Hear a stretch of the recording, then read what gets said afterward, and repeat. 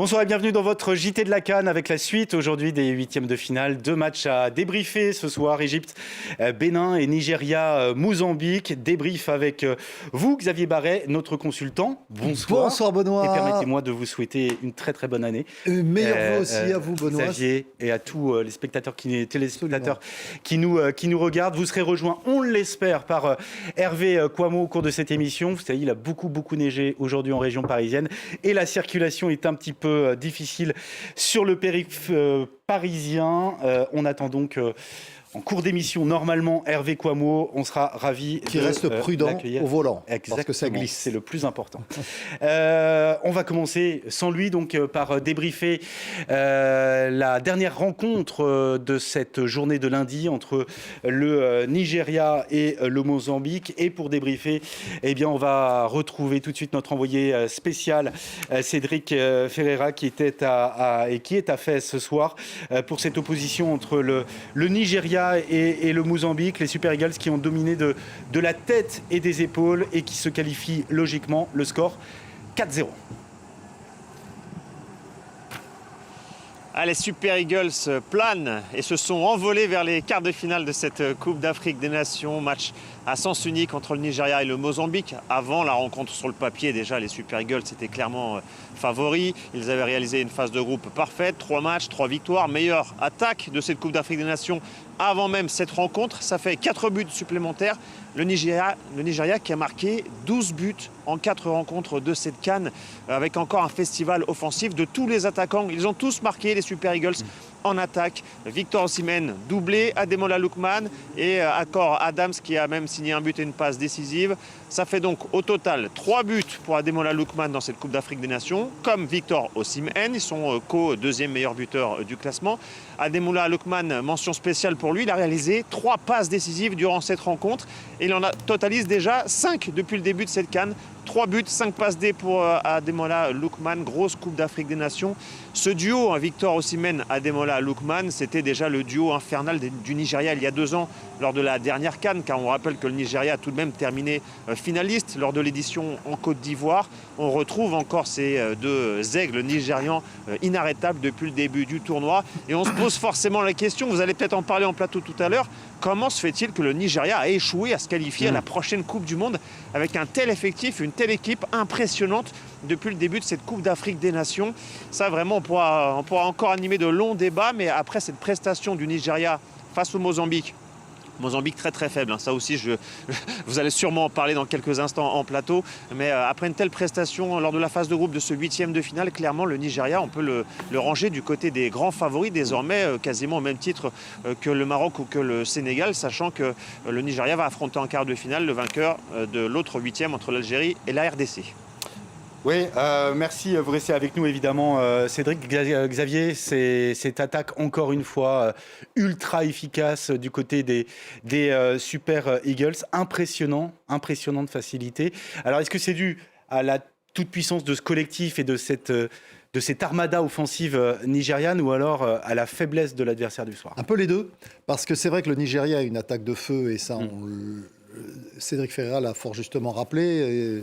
2 de ces 3 joueurs étaient titulaires lors de la dernière CAN où le Nigeria est arrivé en finale. Mais en même temps, cette équipe, elle a été éliminée de la Coupe du Monde.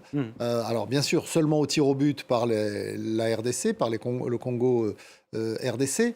Mais ils ont quand même raté ce rendez-vous important. Donc là, ils sont vraiment dans une option pour se racheter vis-à-vis de... Il y a une revanche à prendre, on imagine. Une revanche, absolument. Voilà. Et ça les guide, ça les motive encore plus dans cette CAN.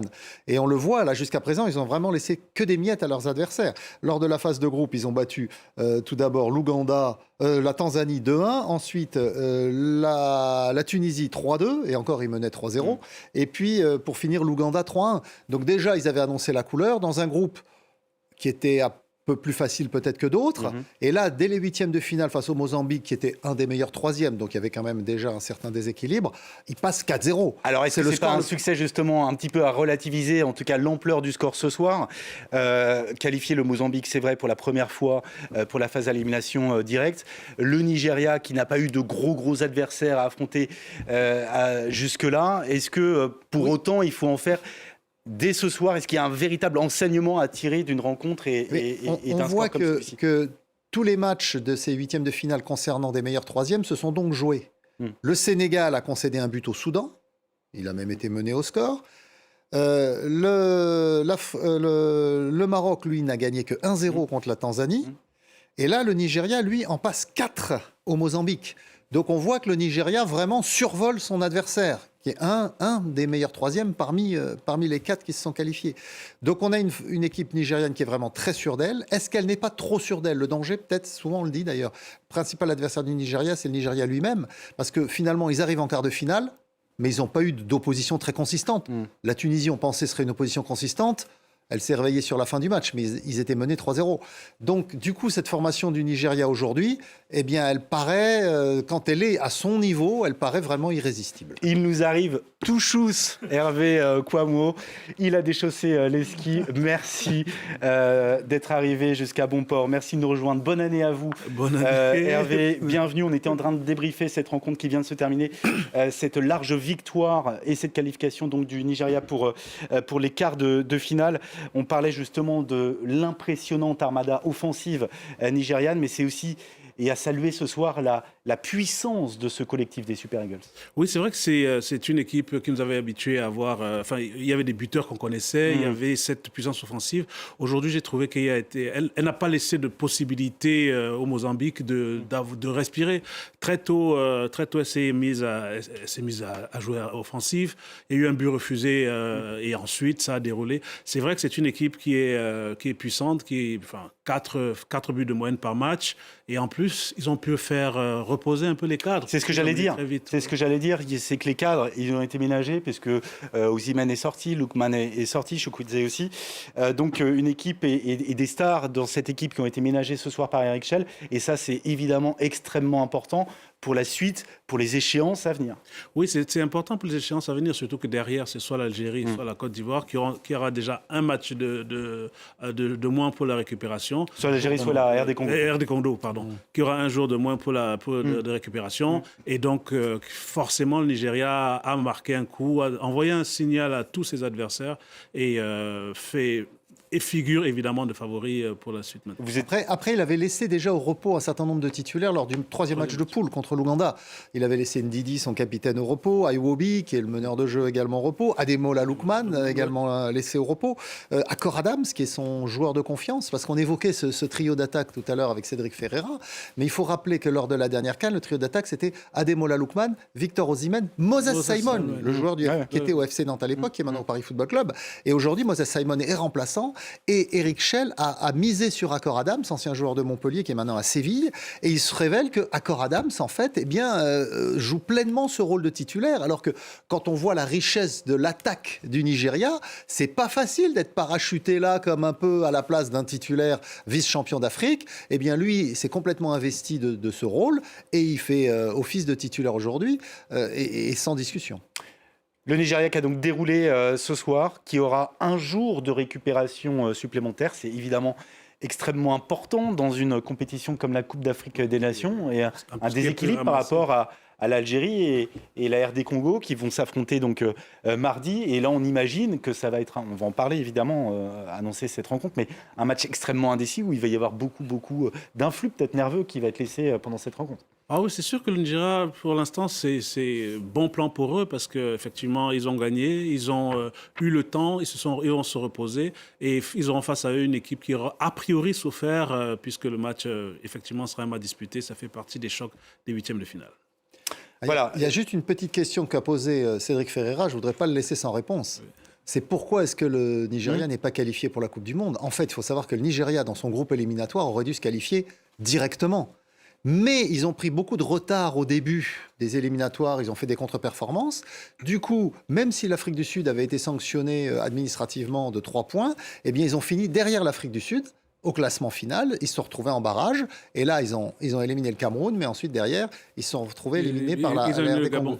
Et il faut préciser, oui, que Eric Schell, lui, le sélectionneur français du Nigeria, est arrivé en cours d'éliminatoire. Il n'était pas là lors de ses débuts catastrophiques. Et on peut imaginer qu'avec lui, dès le départ, ces Super Eagles auraient aujourd'hui leur ticket pour l'Amérique. Oui, c'est vrai qu'ils avaient une dynamique positive parce qu'ils avaient terminé les éliminatoires en boulet de canon. Et ils ont raté juste le match contre la RD Congo. Juste la série de tirs au but. Et encore parce qu'Osimhen s'est blessé lors de ce match. Donc, effectivement, ils ont une dynamique plutôt positive.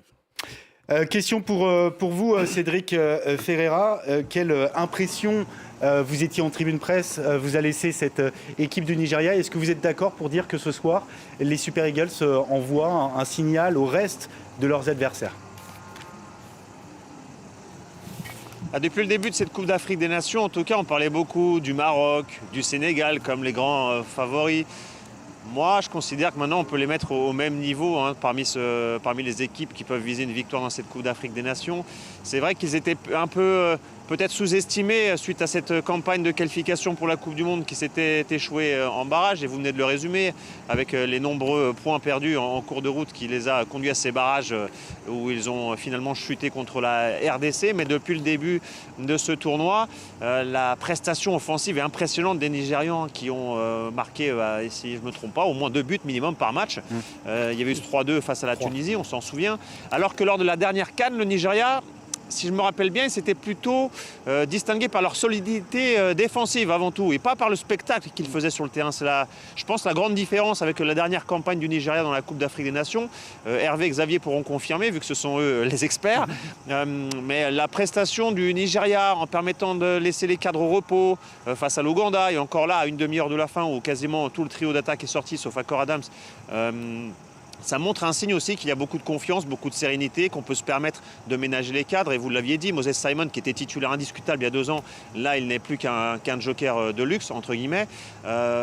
L'impression qu'elle laisse, c'est d'une puissance même sans forcer. Ce 4-0 contre le Mozambique, ils auraient pu en mettre 7. Ils ont un peu péché même par égoïsme. On a vu d'ailleurs Victor Osimhen et Ademola Lookman se disputer quasiment et faire un front contre front en plein milieu de la deuxième période, ce qui était une scène assez surprenante de les voir presque se bagarrer alors que le score était largement en leur faveur et qu'il n'y avait aucune raison de s'énerver. Donc tous ces signes montrent que le Nigeria a encore de la marge de progression, à mon avis, devant lui pour aller plus loin. Sauf que le prochain match, ça sera contre forcément un des outsiders de ce tournoi. Donc peut-être que là, il faudra montrer autre chose du Nigeria ou peut-être qu'on verra cette équipe bousculer sévèrement et comment réagira-t-elle. Ça sera la question qu'on pourra débattre lors d'un prochain JT de la CAN. Oui, effectivement, le prochain adversaire du Nigeria, donc l'Algérie ou la République démocratique du Congo qui s'affrontent demain. Vous assisterez d'ailleurs à cette rencontre. Cédric, on vous laisse rentrer à Rabat. Merci d'être intervenu dans ce JT de la CAN. Un peu plus tôt dans la journée, c'est l'Égypte qui a validé sa place pour ces quarts de finale aux dépens du Bénin, match qui se déroulait à Agadir, mais des Pharaons loin d'être souverains. Il a fallu attendre la 70e minute de jeu pour assister à l'ouverture du score grâce à Marwan Atia. Mais le Bénin, profitant d'un temps fort, va parvenir à égaliser après une mauvaise relance d'El Shenaoui. Les 2 équipes poussées en prolongation. Atia qu'on retrouve à la 97e cette fois dans le rôle de passeur pour Yasser Ibrahim. Et c'est finalement Mohamed Salah qui va sceller le score de ce 8e de finale en inscrivant son 3e but depuis le début du tournoi, son 64e en 110 sélections. 3-1 score final. Ça passe, messieurs, mais ça passe dans la douleur. Oui, mais on a eu un très beau match, peut-être même le plus beau de ces 8e de finale. Parce que vraiment, cette équipe du Bénin, qui nous avait déjà agréablement surpris en phase de poule, elle a été vraiment extrêmement intéressante, très motivée. Elle a donné beaucoup de fil à retordre aux Égyptiens. Et cette formation des Pharaons, elle a été un peu décevante. Bien sûr, elle a pris l'initiative du jeu et on les attendait dans ce registre-là. On les attend toujours aussi. Ils se sont fait... Oui, mais on en demande beaucoup à cette équipe. Ils se sont fait vraiment bousculer. Ils se sont fait vraiment bousculer. Ils ont eu du mal. Alors bien sûr, au métier, à l'expérience, avec un peu plus de justesse technique dans le dernier geste, ils ont logiquement remporté la rencontre après prolongation. Mais ça a été très compliqué pour eux. Oui, c'est vrai que les Béninois ils ont tout donné et on avait le plan de jeu la veille et ils ont plutôt respecté, c'est-à-dire qu'ils sont restés bien bloc bas et par contre très verticaux dès qu'ils avaient le ballon, ça allait très vite dans le camp adverse et là il y avait beaucoup de courses effectivement. Et malheureusement, je pense qu'en deuxième mi-temps, ils étaient un petit peu fatigués. Physiquement, il y a eu un creux dont a bénéficié l'Égypte. Mais après, de dire que l'Égypte est passée petitement, l'Égypte est passée comme elle passe habituellement. C'est rarement une équipe qui fait des gros scores, mais qui est souvent bien en place, bien solide. Et là, effectivement... il y avait un joueur qui était bien en place, le joueur clé. Oui, C'est évidemment Atia, buteur et Marwan passeur, Marwan très, très influent dans le cœur du jeu des Oui, Pharaons. d'autant plus que très vite en début de match, Osama Hassan, le sélectionneur égyptien, l'ancien grand buteur des Pharaons, a Il sera repositionné son peut-être rejoint équipe. dans pas longtemps. Oui, par Mo Salah. Par Mo Salah. Il a repositionné son équipe qui jouait dans un 4-3-3 très simple. Il a fait redescendre le milieu de terrain Hamdi Fati en défense centrale. Donc il a remodelé une défense à 3 en libérant un peu les latéraux. Et donc Marwan Atia s'est retrouvé seul milieu de terrain en fait. Donc tous les ballons passaient par lui. Et c'était presque plus facile du coup pour les Guépards du Bénin de contrer ce jeu égyptien puisqu'il n'y avait plus qu'un seul relais au milieu de terrain. Oui, effectivement, et c'est un petit peu dommage parce que le but illustre un peu ça, c'est que toute l'équipe se replie et sur le centre en retrait, Marwan Atia est tout seul et effectivement, bon, après là, il y a la réussite totale hein, parce qu'il faut quand même cadrer ce genre de frappe quand elles arrivent et il a été présent et puis il est présent sur le deuxième but, donc effectivement... Après, les buts égyptiens, bon, le dernier de Mo Salah, c'est une contre-attaque tout en fin de match, de prolongation. Mais les buts égyptiens reflètent quand même une vraie qualité de jeu collectif. Oui, parce que ça construit, ça passe sur les côtés, il y a quand même des techniciens de grande qualité. Et c'est aussi l'ADN de cette équipe. Hein. Oui, Ahmed Hassan Trezeguet sur le côté gauche. Omar Trezeguet Marmouche, sorti sur blessure, ça c'est... Oui. Alors, il n'y a pas que lui, d'ailleurs, qui est sorti sur blessure. Il y a eu aussi Mohamed Hamdi, le latéral gauche, qui est sorti aussi blessé. Donc, mais bon, l'effectif égyptien est tellement riche que presque... C'est pas un motif d'inquiétude. Oui, il remplace un joueur par un autre de niveau à peu près équivalent. Il n'y a que Mo Salah qui, effectivement, est à part. Même Omar Marmouche ou Mahmoud Hassan Trezeguet, Zizou était remplaçant aujourd'hui. Il est rentré, il a apporté beaucoup aussi. Donc, on voit que l'effectif égyptien est tellement riche que les blessures ne sont pas forcément un gros souci. Le souci pour eux, c'est simplement de ne pas se laisser aller à la facilité. Et là, contre le Bénin, ils ont eu vraiment une répétition idéale pour le prochain rendez-vous, que ce soit contre la Côte d'Ivoire ou contre le Burkina Faso. Qui s'affronteront demain. Et là, c'est un palier supplémentaire qu'il faudra franchir aussi. Évidemment, la Côte d'Ivoire, c'est champion d'Afrique en titre. Le Burkina, c'est une équipe qui a un peu plus de vécu que le Bénin. Mais là, vraiment, ils ont eu... Parce que cette formation du Bénin, j'insiste, hein, vraiment, ils ont été très bons. Ils ont été très bons. Ils ont été très bons, ils ont été très disciplinés, très bien organisés. Et en plus, il leur manquait Steve Mounier devant. Et Tozin Ayegoun, l'attaquant de Lorient, est sorti blessé très tôt. Donc ils ont quand même eu des problèmes par rapport au plan de jeu de départ prévu par Gernot Rohr. Mais cette formation du Bénin, elle a vraiment donné beaucoup de fil à retordre aux Égyptiens. Du coup, ils ont dû sortir les tripes, ils ont dû trouver des solutions et ça peut les aider pour le prochain tour. C'est exactement le contraire de ce qu'on disait pour le Nigeria. Le Nigeria, jusqu'à présent, ils ont déroulé. L'Égypte a eu des difficultés. Et ça peut l'aider pour les matchs plus relevés. Il ne faut pas oublier que l'Égypte est constituée essentiellement de joueurs qui ont l'habitude de ces matchs et ces confrontations où ça se joue à un but, puisque beaucoup de joueurs jouent les Ligues des Champions, la Coupe du Monde des clubs. Donc en fait, ils sont habitués à jouer à ce niveau. Et effectivement, ce serait intéressant de les voir en quart de finale. Défaite donc du côté béninois ce soir. On imagine qu'il y a une déception parce que c'est vrai que la physionomie de la rencontre... Il y a peut-être eu un espoir à un moment donné du côté du Bénin. Je pense. Il y a de la déception sans doute ce soir du côté de Cotonou, mais ils sortent, on va se le dire, ils sortent quand même la tête haute. Oui, ils sortent la tête haute. Je pense qu'il y a de la déception surtout parce qu'ils ont égalisé dans les dernières minutes de la rencontre. Habituellement, quand on arrive dans ce genre de scénario, c'est plutôt l'équipe qui a égalisé qui est favorite pour la suite. Mais là, effectivement, l'Égypte était plus forte.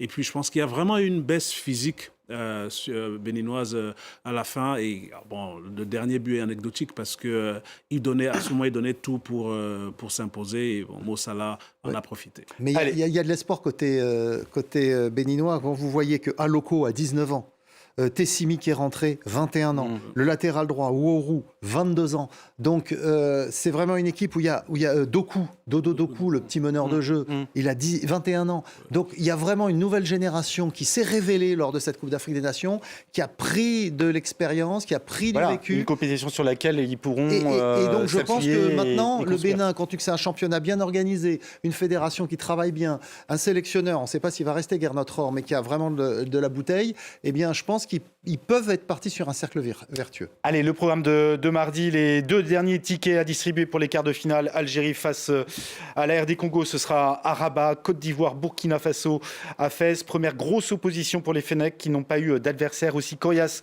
à jouer depuis le début de la compétition face aux Léopards. On ne sera pas favori. C'est le message envoyé par Riyad Mahrez. Écoutez. Je ne pense pas que nous puissions parler d'être favoris, parce que nous avons eu une bonne phase de groupe. Mais maintenant, nous devons aborder chaque match, un par un.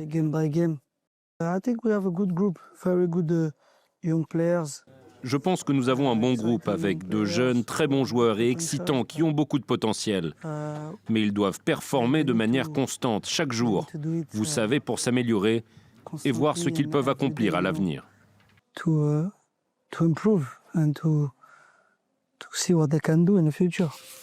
Voilà, c'est assez classique quand même de ce genre de discours, de faire basculer la pression sur les épaules de l'adversaire à la veille de surcroît d'un tel rendez-vous.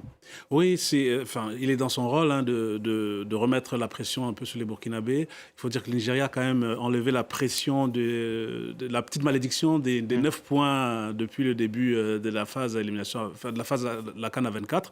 Donc, je pense que c'est une bonne chose de ne pas se mettre dans une situation de favori, surtout qu'il ne faut pas oublier que l'Algérie sort de 2 campagnes où ils ont fait que premier tour. Ouais. Donc, c'est vrai qu'ils étaient champions, Mahrez était champion en 2019, mais là, c'est une équipe qui revient à la Coupe d'Afrique des Nations et je pense qu'elle part quand même favori, mais il ne faut pas trop s'avancer. Voilà, c'est un choc et un défi que tout le monde attend. Pour autant, ça doit être la fête du football. Le message du sélectionneur français de la RDC. Écoutez. Fête pour le football africain. Il faut que chaque équipe soit supportée par ses fans, que ce soit l'Algérie, que ce soit nous. On espère un grand match, on espère un grand spectacle pour le football africain. Ce sont des matchs qui vont se jouer à pas grand-chose parce que il y a une qualification importante au bout. Et voilà, et la compétition, elle avance. Le tableau, il se remplit également. Les quarts de finale, donc à partir de vendredi prochain, Mali-Sénégal pour commencer avant le Cameroun face au Maroc, l'Égypte qui connaîtra demain son adversaire, la Côte d'Ivoire ou le Burkina, Nigeria face à l'Algérie ou la RD Congo. Et si vous êtes de passage au Maroc pendant cette CAN, eh bien allez faire un tour, pourquoi pas, au musée dédié à l'histoire du foot marocain. Club et sélection confondus, il a ouvert il y a moins d'un an à Rabat, tenue officielle, maillot dédicacé, hommage aux clubs nationaux, tout y est, même le trophée de la CAN 1976, le seul titre jusqu'ici décroché par les Lions d'Atlas. Héloïse Mélan nous fait la visite.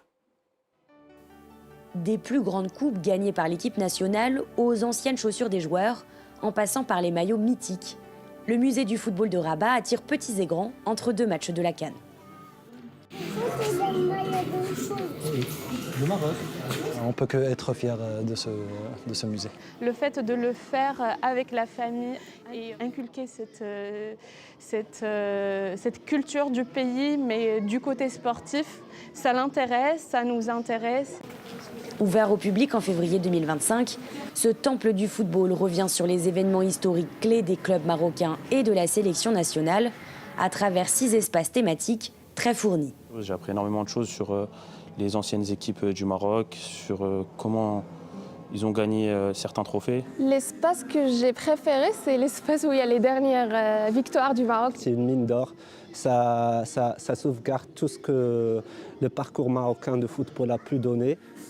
Un lieu de mémoire qui parle à tous, même aux joueurs professionnels. Khalid Boutayeb était attaquant pour l'équipe marocaine lors de la Coupe du Monde de 2018.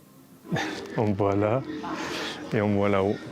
C'est un honneur, ça fait plaisir et ça fait du bien de voir que la fédération met en avant tous les joueurs qui ont pu participer à l'histoire de la sélection. Et j'espère qu'on va rajouter une petite salle avec la victoire à la CAN cette année, Inch'Allah. Pendant la compétition, le musée se mobilise pour faire durer la ferveur marocaine au-delà des stades. On a élaboré une programmation culturelle qui se déroule toute la période de la CAN avec donc des activités, des conférences, des ateliers pour enfants, des activités ludiques de manière générale pour donc pouvoir abriter un nombre maximal de personnes qui vont visiter le musée et en même temps profiter de cette période festive ici au Maroc. La fête, mais surtout la victoire. Ici, tout le monde attend de pouvoir exposer la Coupe de la CAN 2025 à côté de sa grande sœur, celle de 1976. Voilà, et on ira nous aussi visiter ce musée. Merci messieurs d'être venus dans ce JT de la CAN. Soyez prudents en rentrant, évidemment. Au volant de vos voitures, ça glisse en région parisienne. Merci à vous. Et l'info se poursuit sur France 24.